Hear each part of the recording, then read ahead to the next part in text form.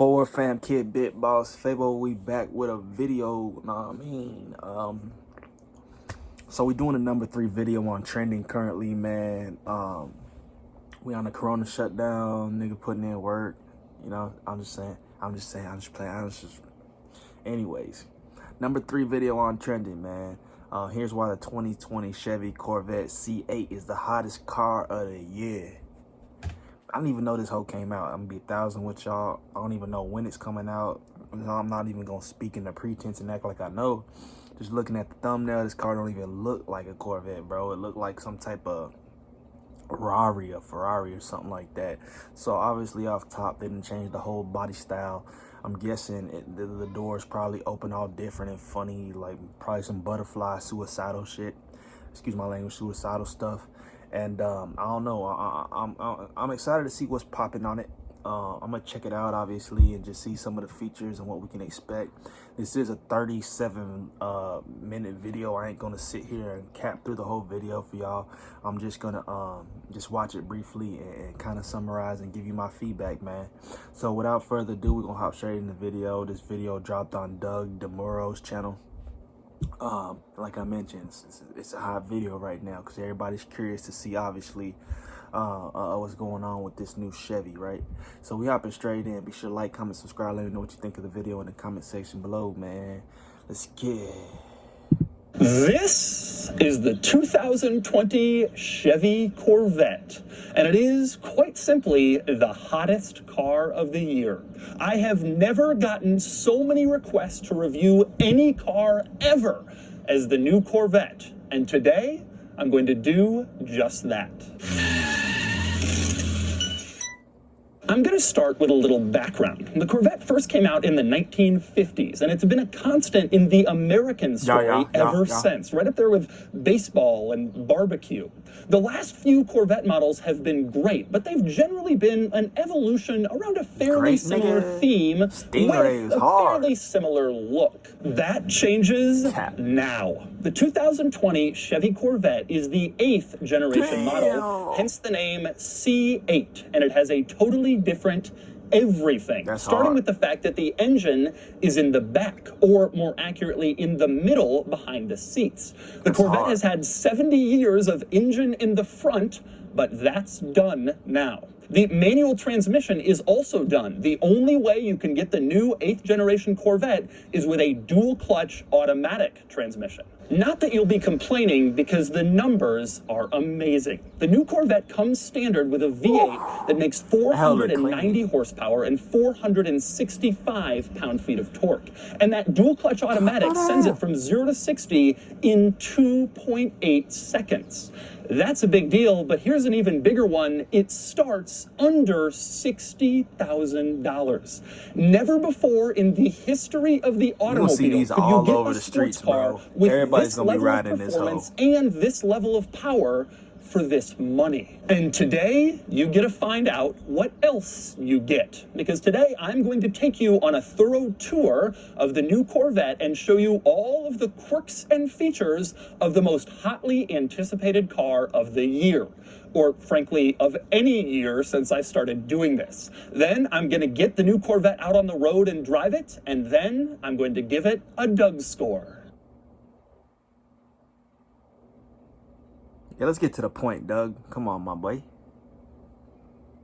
All right, I'm going to start the quirks and features of the C8 with the key, which is actually fairly standard. On the back, you have a Corvette logo, and then you have another Corvette logo sort of on the side. This one is just gray and cool looking. And then you flip it over, and that's where all of your buttons are. You have 6 in total, but the most interesting is the one in the middle, the circle. That would be the remote starter button. You lock the car, press that twice, and it turns on, ready to begin your Corvette experience. And next up, let's talk about what happens when you unlock the car. Some interesting things. The most notable is in the back. Press the unlock button and you can see the turn signals sort of sequentially flash to let you know that the car has acknowledged your unlock. That's dirty, Up front, bro. you also have a similar thing happen. Press the unlock button, the turn signals flash, and then the running lights sort of gradually light up again to let you know that the car is acknowledging your presence. But before I get in the C8, I want to start by getting in the back. There are a few ways to do this. One, you press this little button on the key fob twice, as you can see,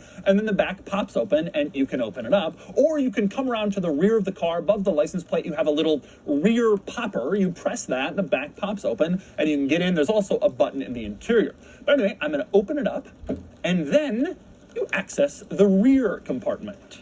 Now, as you can see, there are a few interesting items with the rear compartment, starting, of course, with the engine, which is back here, probably the biggest news about the new Corvette. The engine has been moved to the middle for better weight distribution and basically a better sports car driving experience. But anyway, like I mentioned, the engine is a V8, 6.2 liters, and it comes standard with 490 horsepower and 465 pound-feet of torque. Or you can upgrade to the Z51 package, which this car has. It's a performance package that costs $5,000 and adds a few items, one of which is a performance exhaust. That gives you 5 additional horsepower and 5 more pound-feet, bringing your totals up to 495 horses and 470 pound-feet of torque. And the improvements with the Z51 package go beyond just the performance exhaust and a little bit more power. You also get better brakes or better stopping power. You get better suspension for sportier handling. You get better tires, summer performance tires on the Z51 cars like this one, as opposed to all-season tires on other Corvette models. You also get an improved cooling system, which will be helpful on the racetrack when you're doing lots of hot race laps.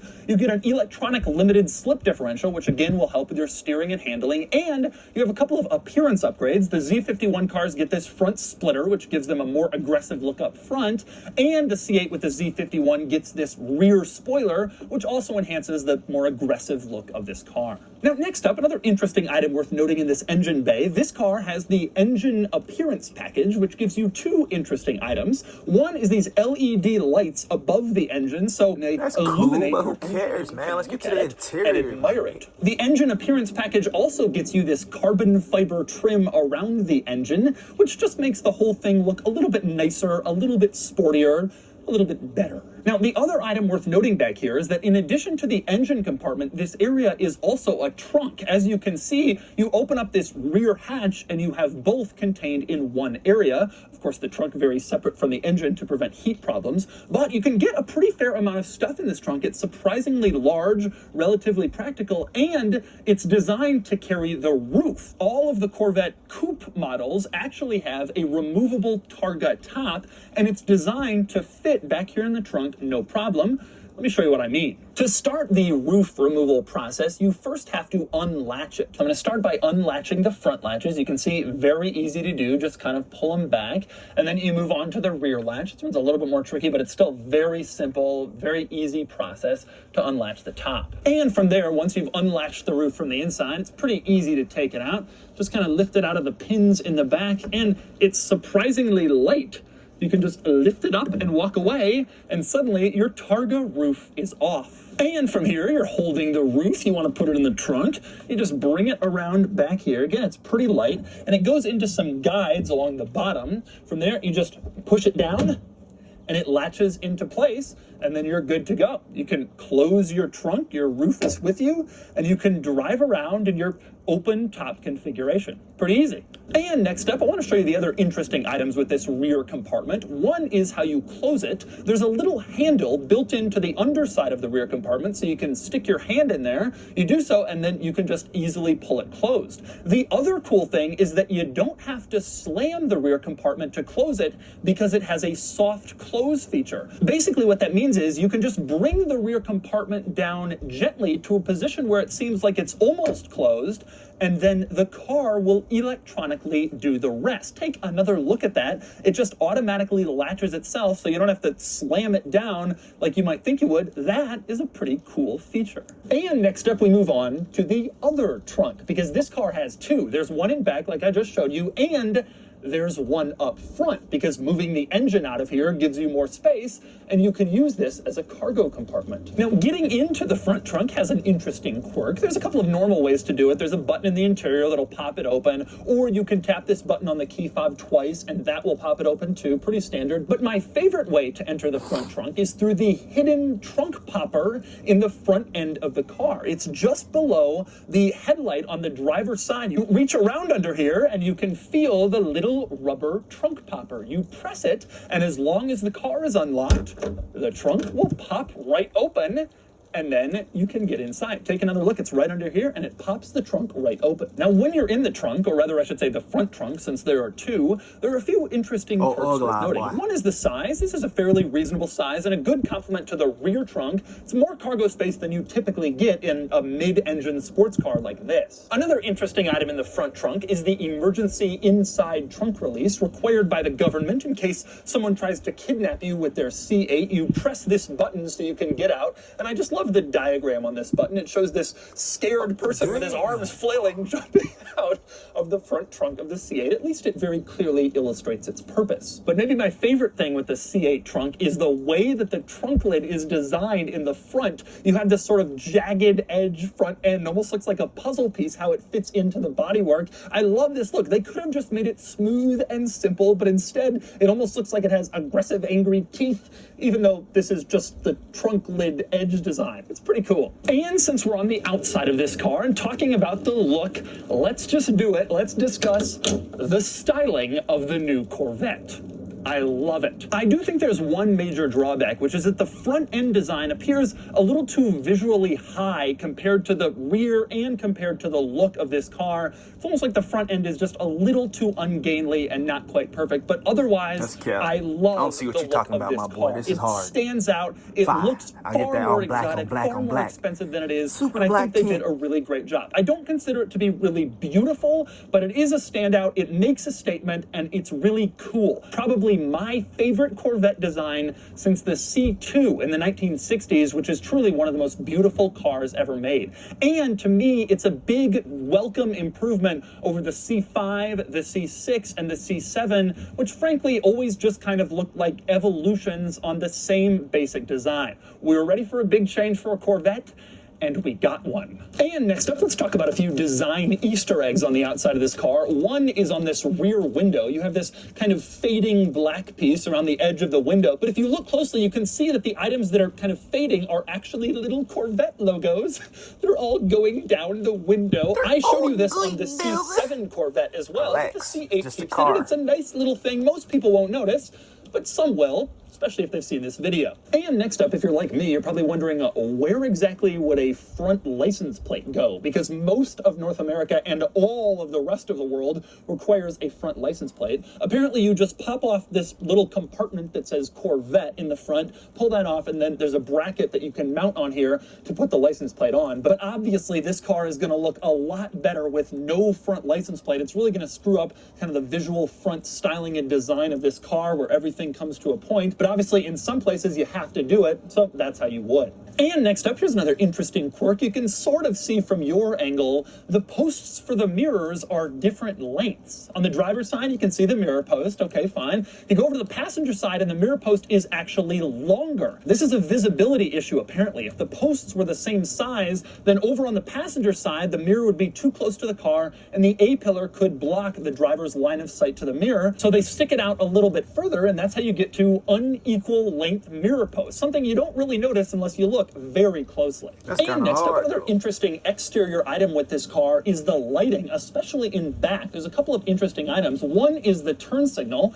This car has a progressive turn signal, which has become popular in modern vehicles. You can see it turns on and then it gets progressively smaller, which is the opposite of most cars where the signal starts small and gets progressively larger, which is how it is on the Ford Mustang, probably the most common car to use this feature. One other interesting rear lighting item is the brake lights. When I press the brake lights, you can see it's not the whole tail light assembly back here that lights up, but instead just these little lights on the edges. And you notice that was also the turn signal. You put on the turn signal and one of the brake lights goes away to become the turn signal. This is still allowed under US tail light regulations. The interesting thing here is you have all this brake light, tail light to work with that could light up for the brake lights, but it doesn't. Instead, it's confined to that little area and it shares the lighting with the turn signal. Something I didn't realize until I started playing around with this car. And finally, our last interesting item on the outside of the Corvette is the cameras. In the front, you have a couple of cameras to give you a front camera view, which is becoming more and more common in more and more new cars. And in back, you have a camera you can see mounted above the license plate to give you the rear camera view, which is now mandated here in the United States. The interesting camera, though, is on the top. You can see in the middle, right next to the rear window, there's a camera back there. So what exactly is that for? I'm going to show you in a second. To do that, we move inside the new Corvette where it's dry and warm.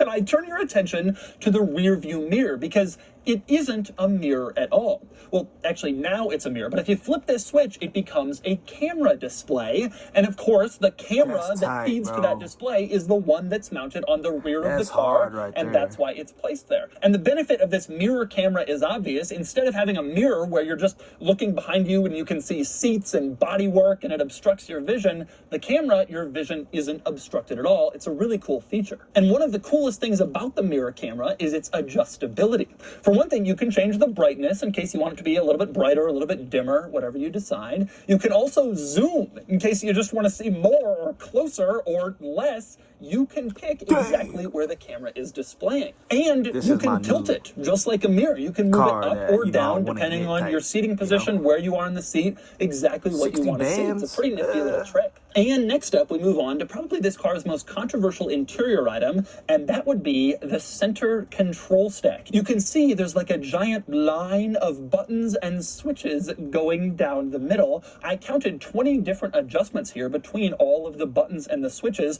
and they're all just kind of arranged in this one single line in the center, rather than in your usual center control stack arrangement, basically every other car. So let me walk you through this line of buttons. At the very top, you have the controls for the driver's side of things. So the switch on the top adjusts the climate control temperature on the driver's side. You also have a heated seat and a cooled seat there and a few other controls. On the bottom, you have the controls for the passenger side of things. So you can see at the very bottom, again, there's another switch there for the passenger side climate control temperature. And once again, you have heated seat, cooled seat, that's for the passenger side. Now, there's not arrows pointing to these sides. You kind of just have to figure out that one side is the passenger side and one side is the driver's side, but you get there pretty quickly. Now, all of the other buttons in the center are sort of more general climate control buttons. So you have the buttons on the top that direct the airflow. The switch in the middle controls the fan speed. You can turn on the climate control system, turn on the AC, recirculating air, your front defogger, your rear defroster. All your typical climate control buttons are in the middle. So that's what all of those buttons are in the center. It's pretty much your climate control system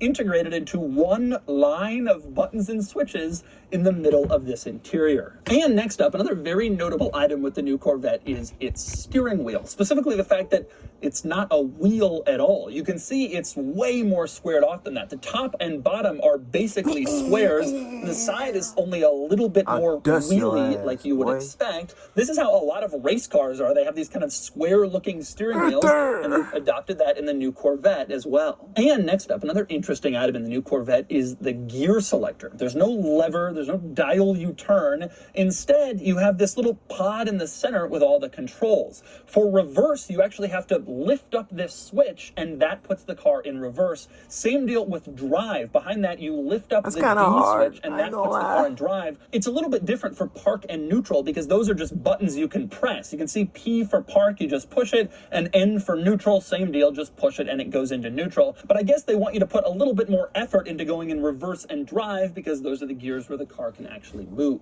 Now, at the base of this pod, you also have one more button with an M on it. That, of course, puts the car in manual mode, and then you can use the shift paddles from there to go through the gears yourself. And next up, some more interesting items in this area. I'm going to start with these three little buttons next to the gear selector. Over on the right, you have a button with a camera marked front. You push that, and it pulls up the front camera display on the center infotainment screen. And look at this display. This is so perfect for a low sports car. It shows exactly where your front end is, basically from the top down, so it shows precisely where you are on parking curbs or other obstacles that you might run into. It's a brilliant feature. I wish I had it in my sports car. I love it. And I love how easily accessible it is. You get into it with the push of a button rather than a whole system of menus. And I also feel that way about the next button in this group. You can see the button in the middle here has the front of the car with an arrow. That's the Axial lifting system.